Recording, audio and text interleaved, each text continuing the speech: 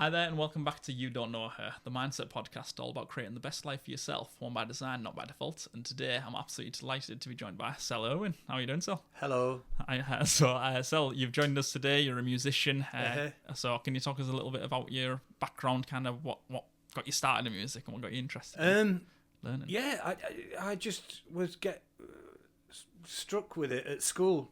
All the kids in my age thing were telling me about this music, this heavy rock music, like not metal, I don't think. It was like 1980, it's a long time ago, dude. But Back in Black had just come out, and that was my favourite sort of sound. And we started to go and see these bands. So Iron Maiden at the Middlesbrough Town Hall, 1979, £3.50 a ticket. And I found the ticket like about a year ago in my old denim jacket pocket. Wow. So I know it happened. And then we decided we didn't just want to listen, we wanted to actually play it. There was a local band in Mask where I'm from, and we all wanted to be like them, So we all picked up an instrument, whatever it was. One lad wanted to be the drummer, and somebody wanted to be the singer, and so on and so forth. Yeah. So amazing, and see the possibility, see people are on there. I mean, Brian Johnson from AC/DC is a local lad as well, isn't he? Newcastle, yeah. Newcastle, so you just kind of saw that music and thought, these guys are doing it, I'll give it a go as well. Was that? Not so much. I mean, we wanted to be like these lads from school. They were in like the sixth form when we were at school, and we could go and watch them practice in the village hall. So we decided to try and put a band together and played at the college disco or something, whatever it was. And then some of them went off to uni, and some of us stayed put, and things happened. I had a kid. Yeah. Just went away, and then it came back. I'm ashamed to say, with Oasis and Noel Gallagher in the 90s. Shouldn't be ashamed for that. Well, it was a bit of a revelation, really, because I was listening to it and I think my nephew gave me a tape and it had Oasis on one side and a band called Therapy ? On the other. Irish band, and I wore it out, that tape. I was like, this is good, but it's also shit, I mean, he's writing about nonsense. Mr. Shifter sold us songs when I was just... I was like, what? I used to say about in the punk thing back in the 70s. Well, I was inspired by the Pistols because if they couldn't even play and they were in a band. So I'm going to do that. It was kind of a bit like that. Well, so lyrics don't have to be meaningful. You can just write any old shit and put it over a riff, and you can get away with that. Yeah. Well, we're in. So yeah, that was when the band. I was in this band called Sugarstone with some mates, and we played. There was a good scene in Teesside in the 90s. You had the arena and the corner house and places like that, and we were getting bands from all over coming to play, and sometimes a local band would get to support them and whatnot. So we thought we were going to do okay. We thought, Dave, the drummer, I think he's still convinced to this day that we missed out, that someone's going to come knocking on the door one day. Yeah. But we came close. We did a few record company audition type gigs and stuff, but clearly didn't make it. Yeah, well, it's exciting times to go along that journey. So It was, but at the time we all had jobs and everything, so no illusion. It's just fun, isn't it? A bit of fun, yeah. And were you writing for Sugarstone from the start? Was at the very beginning? And what got you into the writing side of it as well? Was it, as you mentioned, obviously in the 90s it was Oasis. There was this Britpop thing that was happening. It was they were looking for bands, and we got contacted by this record label who were a dance label, but they were like, well, they're a business, and they'd seen that there was demand for this product, this type of sort of rock, more indie rock, and so we were close with them. They were going to start a new label and sign us and all that sort of stuff. So the more original songs you had, the more you did, the better chance you had of getting a decent one. That somebody's going to respond to. Yeah. Oh, amazing. So.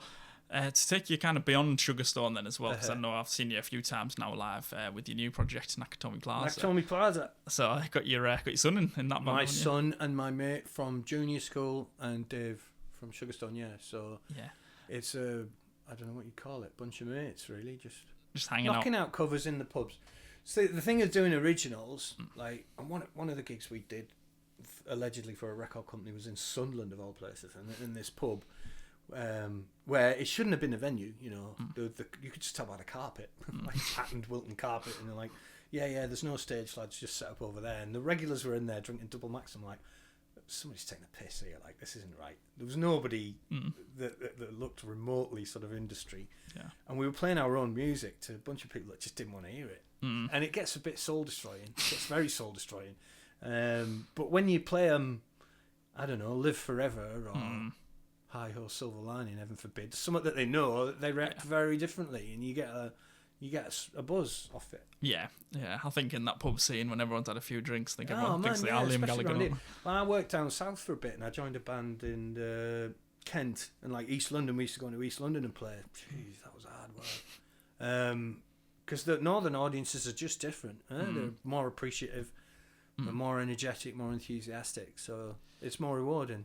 Yeah, when that happens. Yeah, tied into your roots. And does your experiences of the Northeast influence your songwriting as well from lived experiences of sort of what you've seen, or do you how do you sit down and write a song? Is it kind of thinking about bigger picture, or is it just completely different? It can be different sometimes. You know, sometimes you get a whole idea just comes into your head. It's a very rare thing that.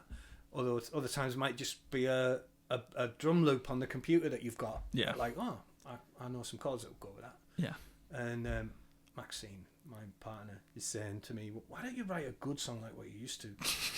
You know, like, not that easy, you know. So you might have a story that you've read about something that happened to someone that is particularly noteworthy or tragic or happy or whatever, and that'll make a great song. Yeah.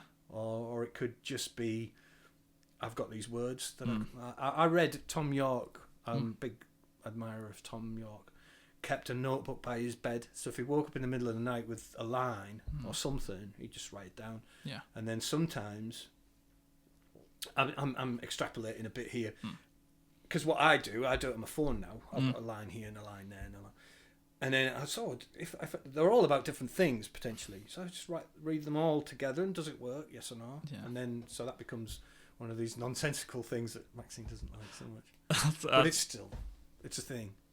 Everyone's got their own different take on it, and I know you're a Weezer fan as well. I know that Rivers Cuomo has a very interesting writing method of recording everything into everything he thinks. If it's an idea, he'll write it as a part, then he'll do the instrumentation. It might only be one line, and he'll put it in a big folder on his computer, and then when he comes around to do his albums, he extrapolates that, pulls it out, and thinks this can work here. Exactly that, and do it that way, bit by bit. But some people like to just sit down with a guitar and bang a song out in 15-20 minutes from start to finish or whatever. I'd love to be able to do that all the time, but you know, like River there, I've got this folder. You know, no, this is work in progress. This is likely, and this one's called shit or something. You know, but even in the shit, there might be the semblance of an idea that in a year's time might come into play. I don't know. You never know.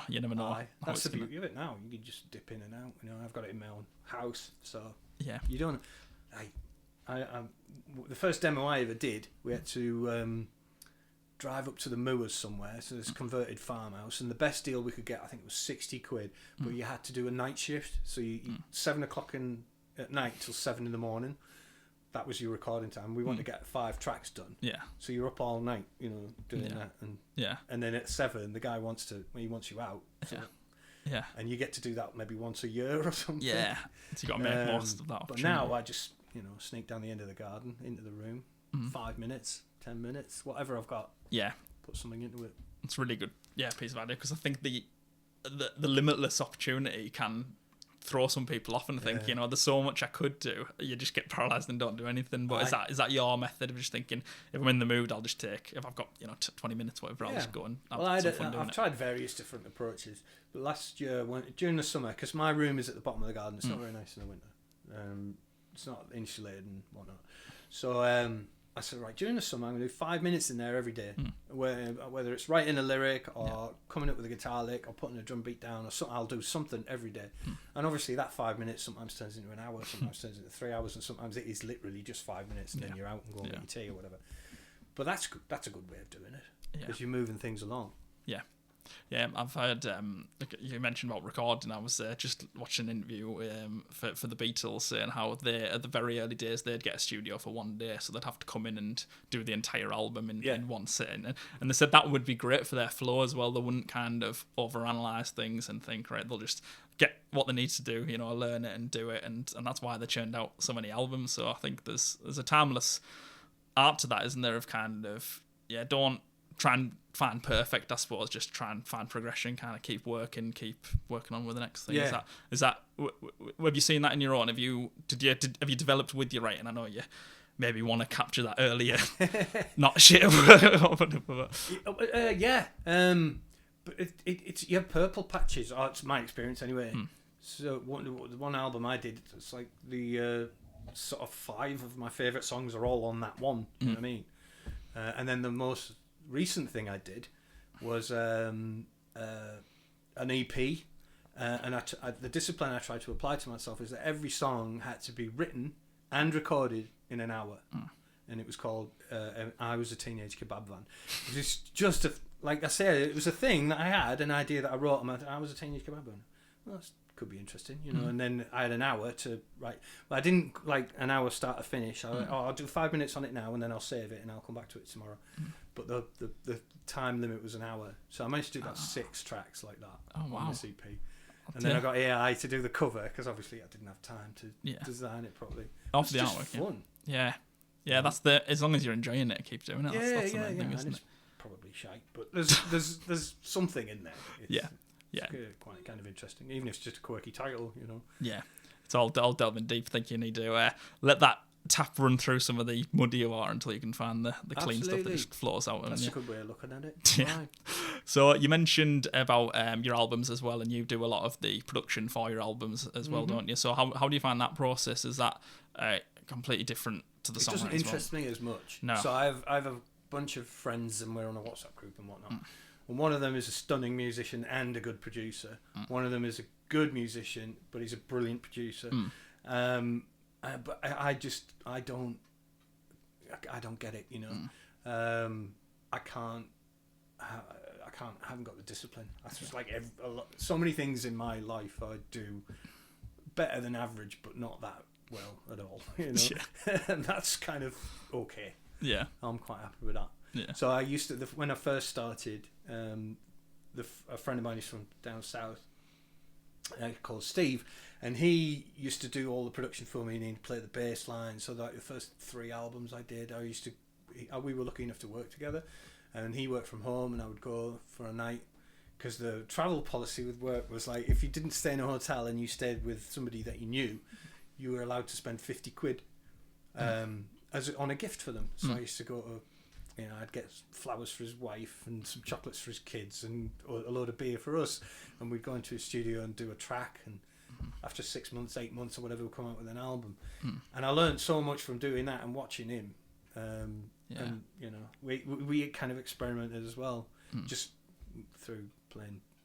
Well, one night we did like 3 tracks, and the third one was pretty ropey, you know, 2 in the morning. Yeah. But I ended up playing his arse on one of the tracks, like as a percussion instrument. And he mic'd his arse up, and I slapped him on the arse, and he put it through this effects thing. You can't tell what it is. Yeah. But we know whenever we listen back, that's you play my arse, chap. Yeah, brilliant. Yeah.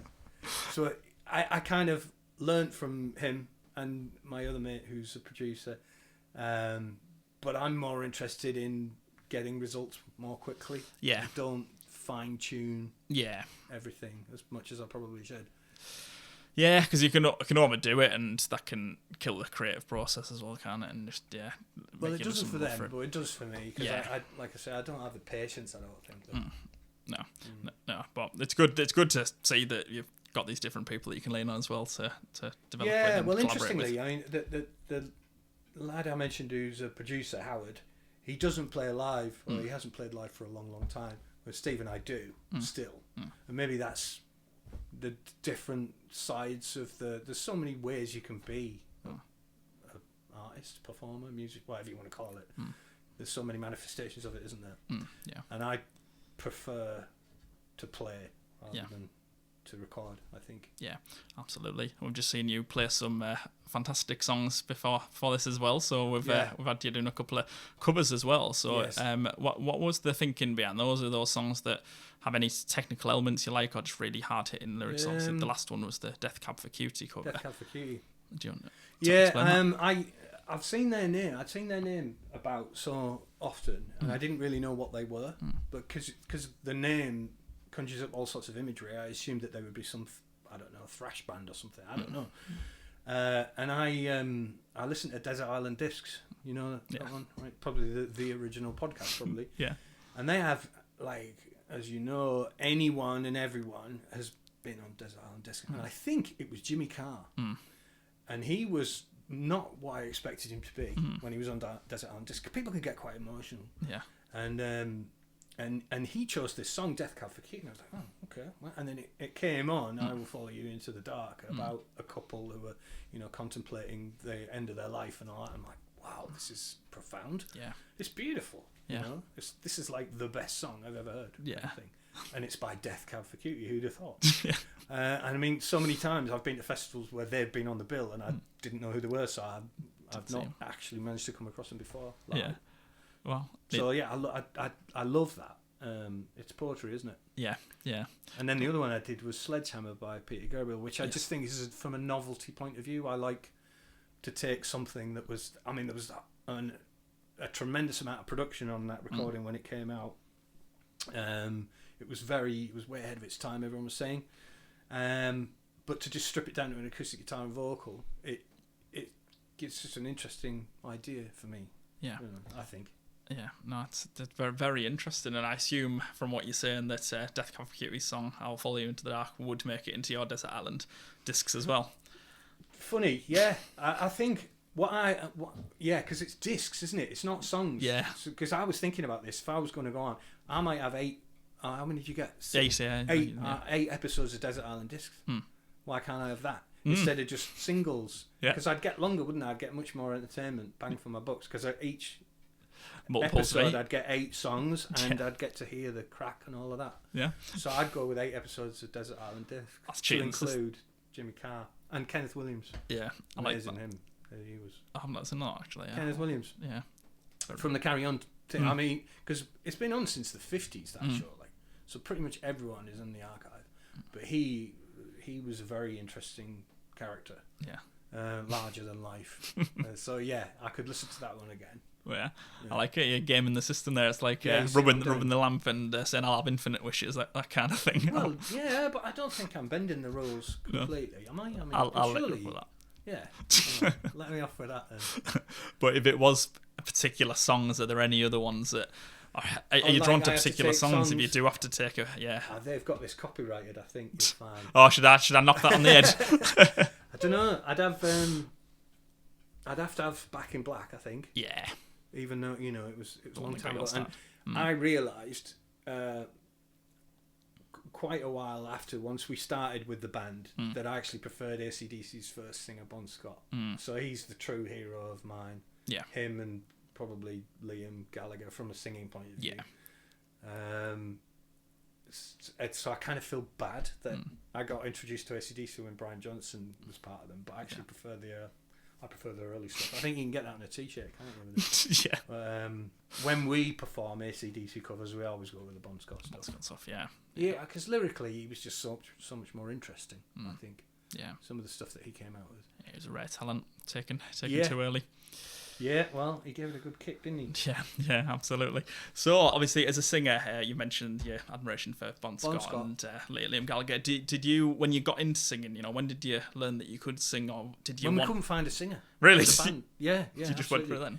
Yeah, we got this band together, and there was 3 of us to start with, and we just couldn't find a singer. We had a girl for a while.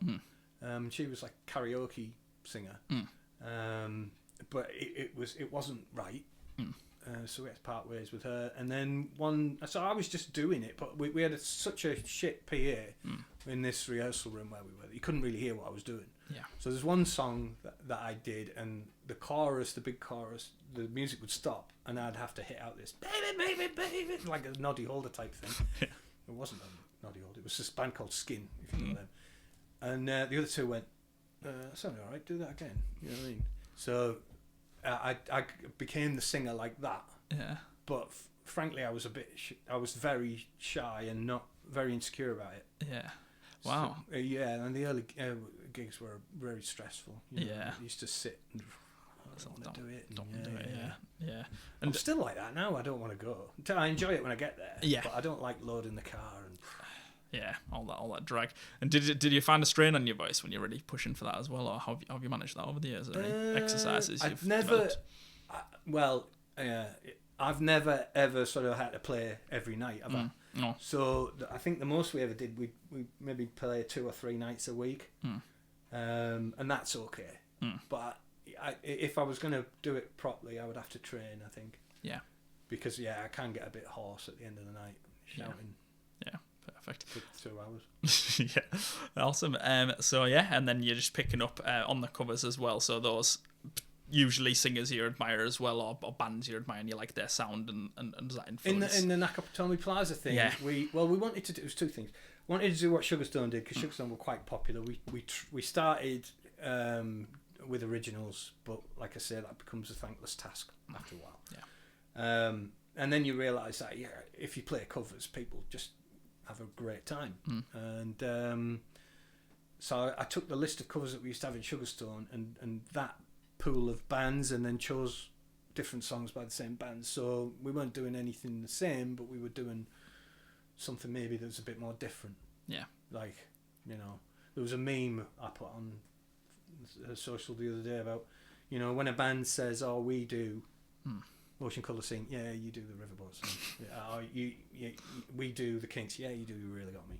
Yeah. So we're not going to do You Really Got Me, we're going to do Lola. It's just like, still people do it, but it's not as common. Yeah. So songs off the beaten track, I guess you'd say.